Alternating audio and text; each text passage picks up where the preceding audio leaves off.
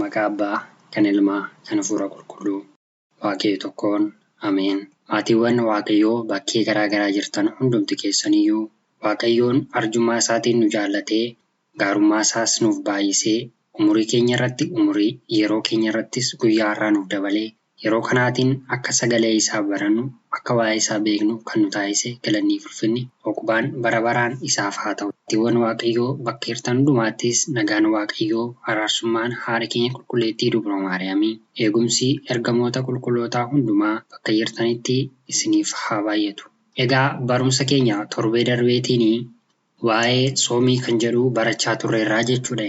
Waa'ee soomii kan jedhu sooma jechuun maal akka ta'e baranneerraa, soomni hoo gosoota meeqa akka qabu ilaalleerraa, gosoonni sunoo akka seeraaf dambii mana kiristaanaa Ortodoksii Tawaahidoo Itoophiyaatti maal fa'a akka ta'an ilaalleerraa, gosoota labsii jala kan jiran soomota akkamii fa'aatu akka jiru, yeroo kamitti akka soomamu, yeroo kamittis immoo akka hiikamu hundumaasaa wal faana barannaa turreerraa jechuudha.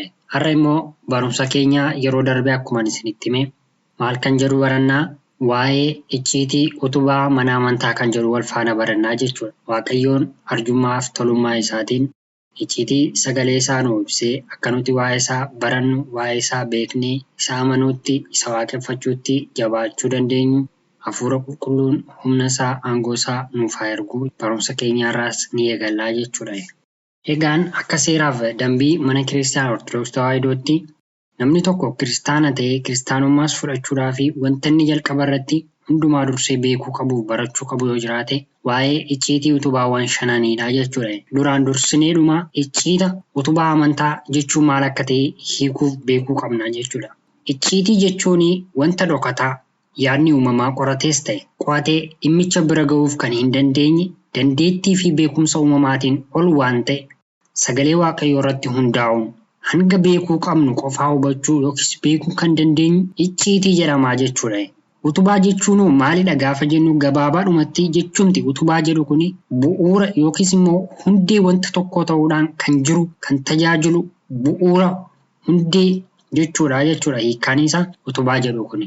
Amantaa jechi jedhu maalidha gaafa jennu hiikni isaa amanuu fi amanamuu, abdii cimaa qabaachuu kan jedhudha kan inni of keessaatii qabu.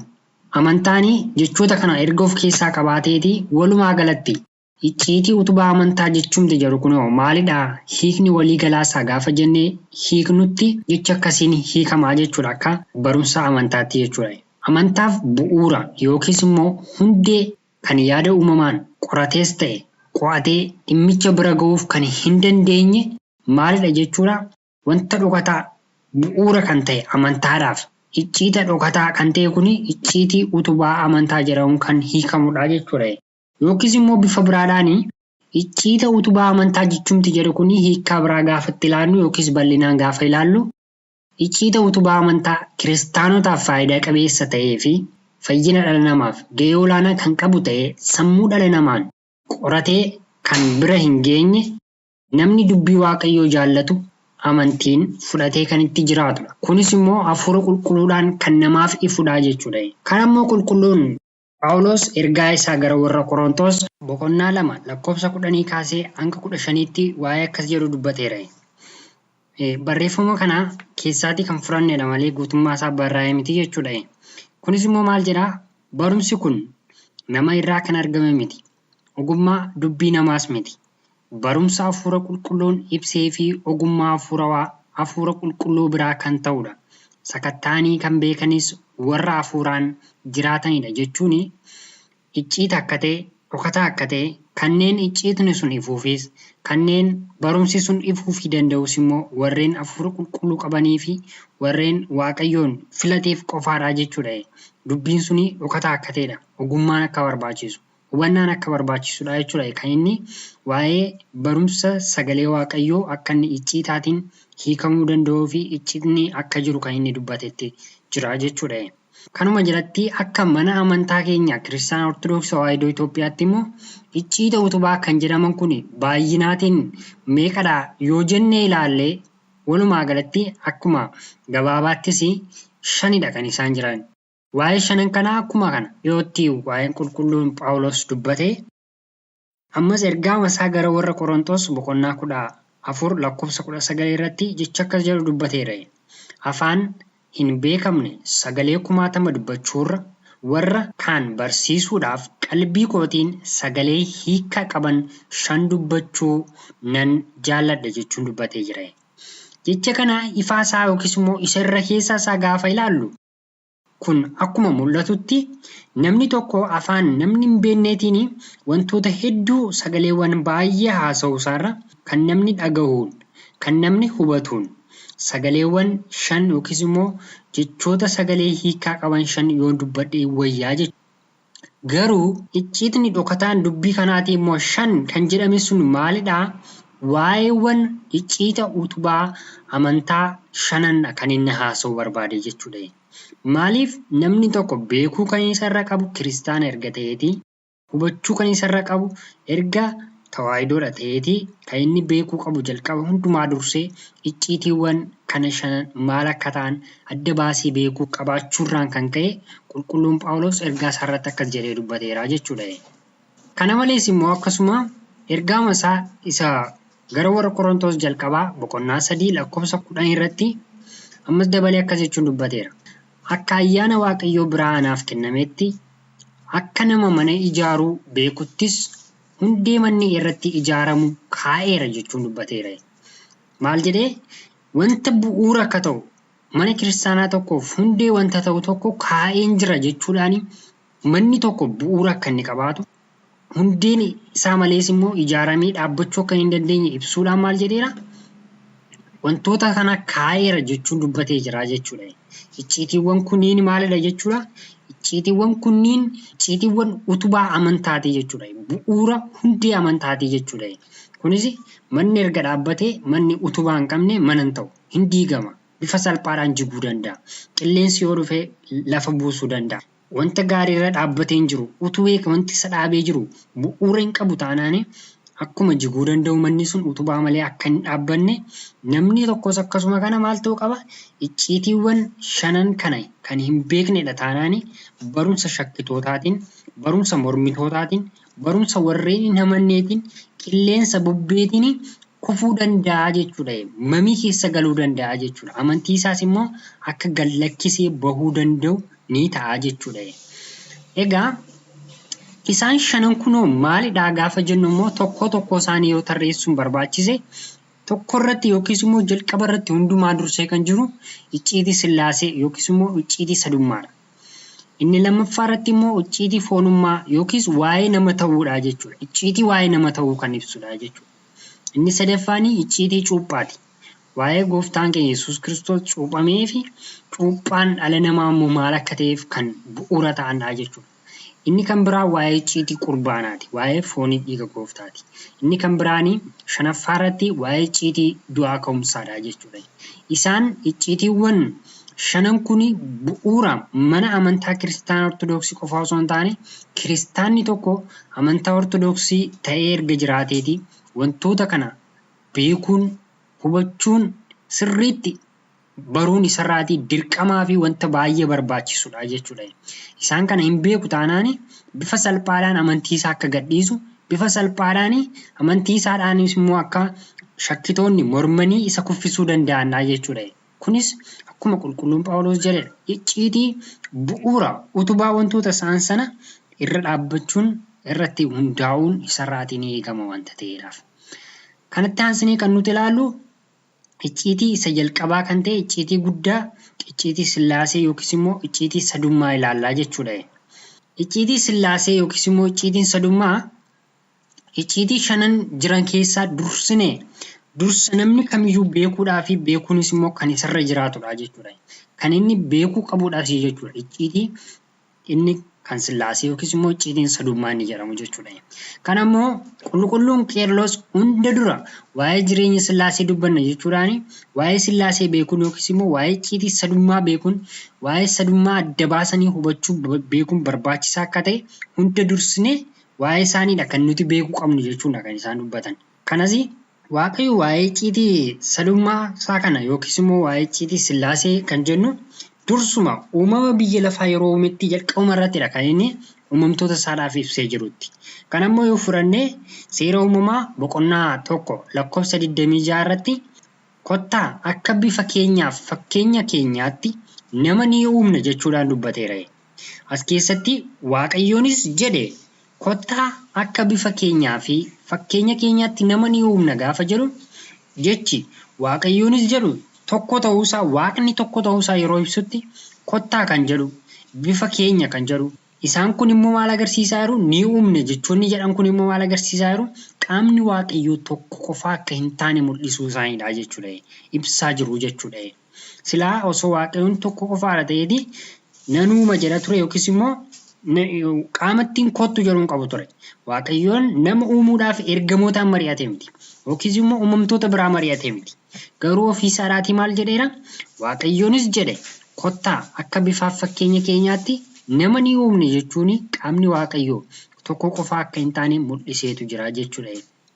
Kunis immoo qaamni Waaqayyoo meeqa akka ta'an baruu dandeenyeerra qaamni Waaqayyoo 3 akka ta'an in ilaallaa jechuudha. Isaanis immoo maal faadha?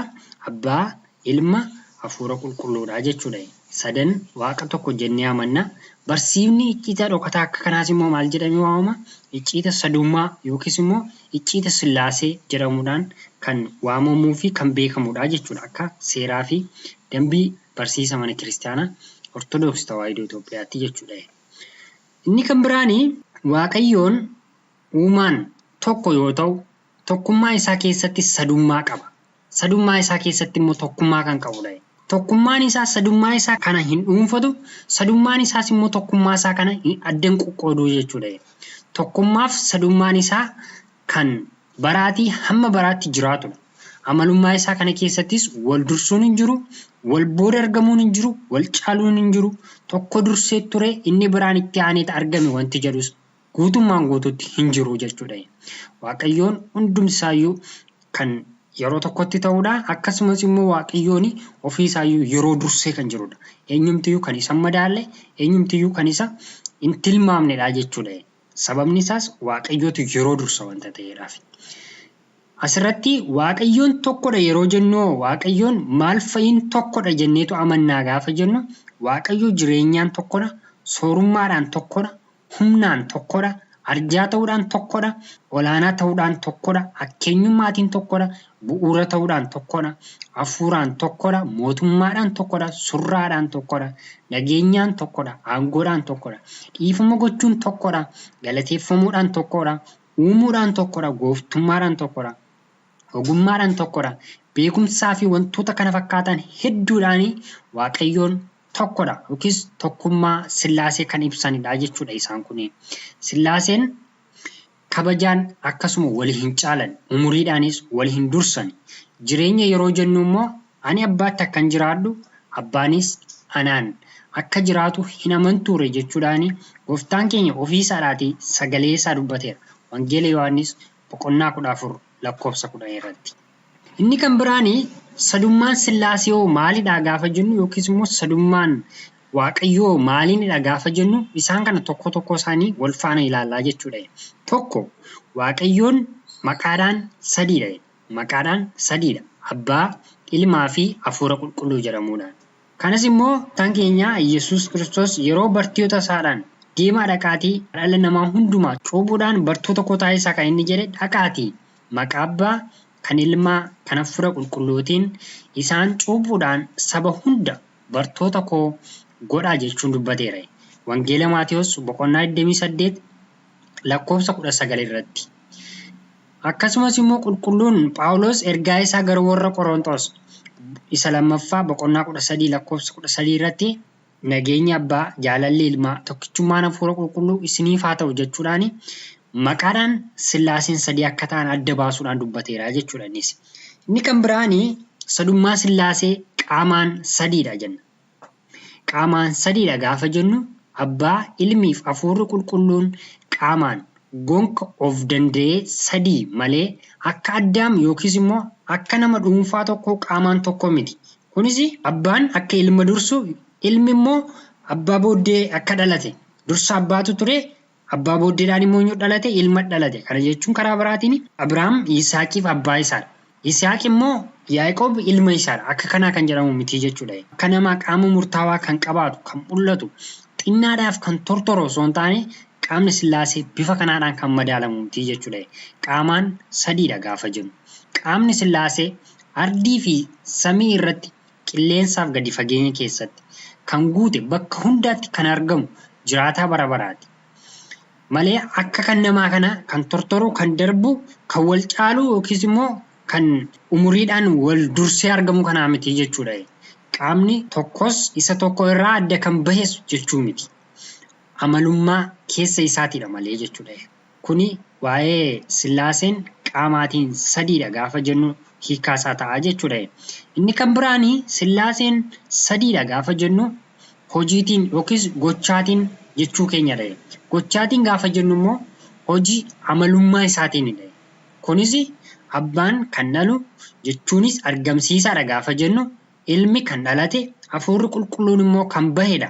Waa'ee kanaatiin wangeelaa Yohaannis boqonnaa 15 lakkoofsa 26 gooftaan keenya Yesuus Kiristoos bartoota isaadhaanii wangeela Yohaannis boqonnaa 15 lakkoofsa 26 gooftaan keenya Yesuus Kiristoos bartoota isaatii jechuu tokko dubbateera. Waa'ee Pharakilitoosiin isaaniif ergamuuf akka jiru, akka inni dhufu isaaniin jajjabeessu, akka waa'ee gooftaa keenya Yesuus Kiristoos immoo akka dhugaa bahu itti dubbateeraaniini. Maal jedheetu inni abbaa irraa bahu hafuurri dhugaan yeroo dhufu inni waa'ee koo dhugaanii ba'a jechuudhaan waa'ee hafuura qulqulluudha kan gooftaan keenya dubbatee jechuudha asirratti.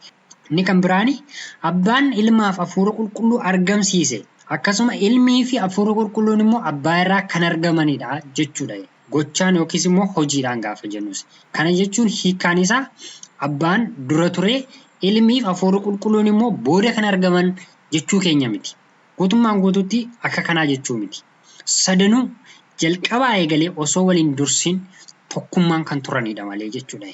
Asuma jalatti jalqaba sagaleetu ture.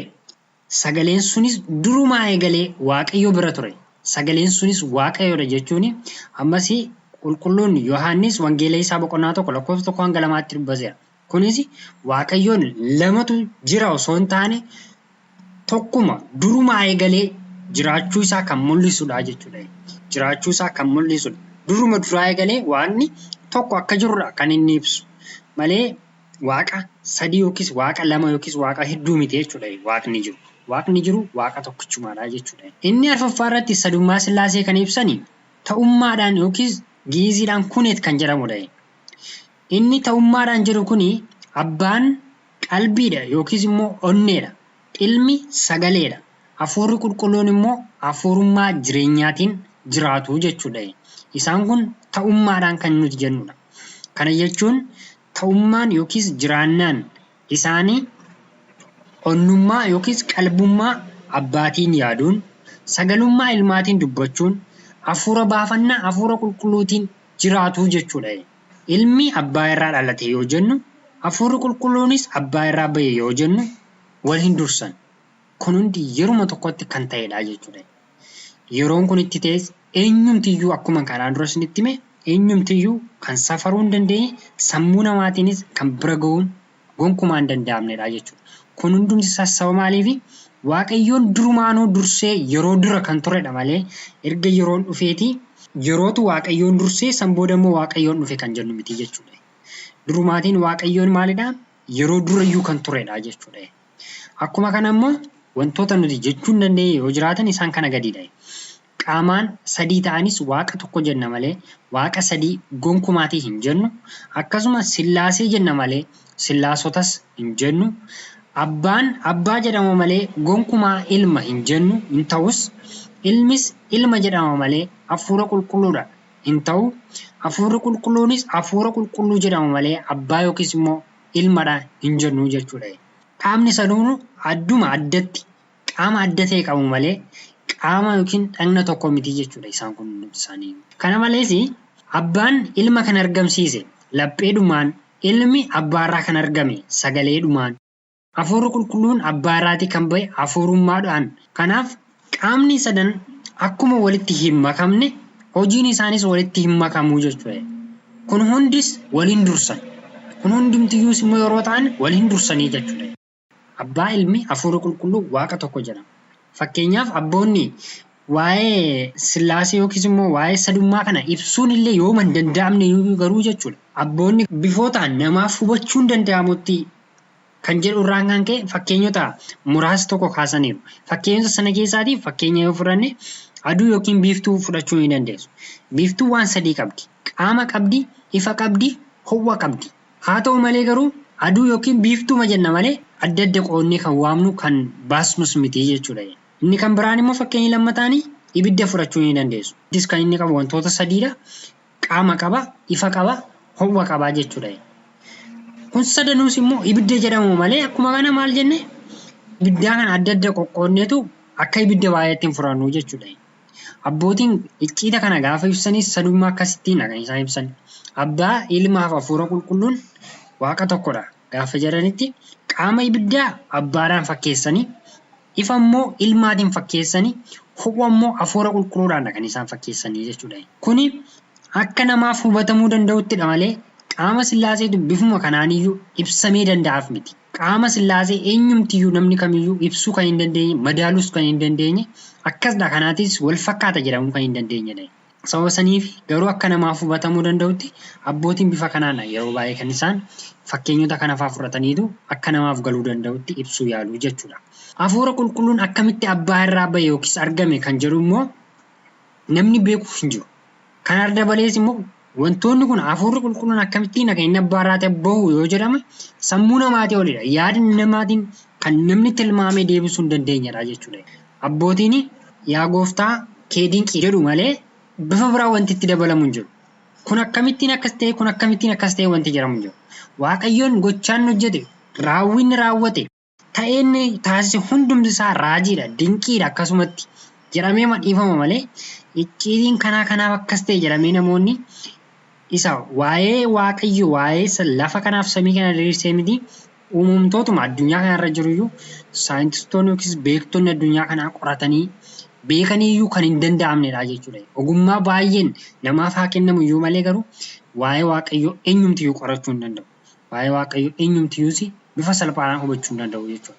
Sunis wanta icciitii dhokataa dhala namaatii ol sammuu dhala namaatii ol kan ta'edha jechuudha.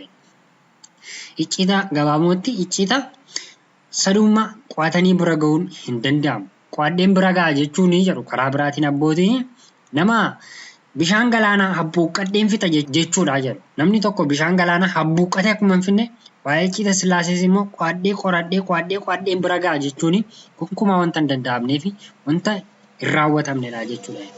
Garuu raajonni immoo ergaa isaanii fa'aa keessatti, raajii isaanii fa'aa keessatti bifa garaa garaadhaan waa'ee Waaqayyoo dubbataniiru. Fakkeenyaaf raajii Isaayaas boqonnaa 6 irratti Waaqayyoon qulqulluu akka ta'ee fi tokko akka inni ta'e jecha qulqulluu jedhu si'a sadii irra deebi'uun dubbachuudhaan waa'ee Waaqayyoo gooftaa machaa dubbateetu jira jechuudha. Asirratti gaa qulqulluu Waaqayyoo gooftaa machaa jechuun kan inni dubbate kunoo. Kunis kan inni ibsu akkuma nama isinitti hime Waaqayyoon qaamaan sadii ta'uusaa garuu waaqummaadhaan tokko akka inni ta'edha kan inni ibsu. Waaqa tokko ta'uusaa immoo caqasoonni baay'eenis jiru. Fakkeenya yoo fudhattanii ergaama qulqulluu Phaawulos gara warra Qorontos boqonnaa 8 lakkoofsa 4 isa jalqabaa irratti Waaqayyo tokkicha malee kan biraan akka hin jirre nuyi ni beekna jechuudhaan Waaqayyoon tokko qofa akka ta'e dubbatees jira, barsiisees jira. Har'as nuti kanatti kan amannudha jechuudha.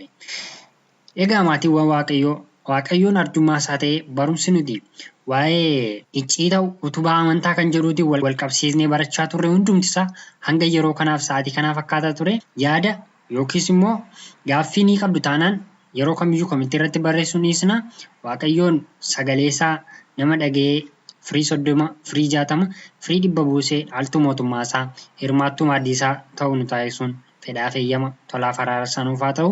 Kutaa itti aanuutiin immoo waa'ee icciitii foonummaa kan jedhudha kan nuti wal faana barannu. Waaqayyoon nama yeroo taanuttis waa'ee sagalee isaa baratu nu taasisuun fedhaa fi eeyyama isaa nuuf haa ta'u. Eebbi abbaa jaalalli ilmaa tokkichummaa hafuura qulqulluu kadhannaan haadha keenya qulqulleettii dubroo maaramii eegumsi ergamoota qulqullootaa kan wareegamtoota kan raajota abboota qulqulluu hundumaa biyya keenya Itoophiyaa amantaa keenya kiristaanaa ortodoksii uummata kiristaanaa mara biyya keessatti ta'e biyya alaatti bakkee garaa garaatti faffacaanee argamnu hunduma keenya wajjin oolee nuuf haa bulu. Nama gaafa dhufaatii isaas immoo qulqulloota, toloota, raajota duukaa bu'oota hundumaa wajjiniin mirga isaa dhaabbatee nama waa'ee isaa sagalee faarfatu, nama waa'ee isa galateeffatu taasisuun fedhaaf eeyyama tolaaf araara Waaqayyoo nuuf haa ta'u. Waaqayyoof galanni fi ulfinni haa ta'u. Barumsi keenya kan guyyaa irraa xumurreerra jechuudha.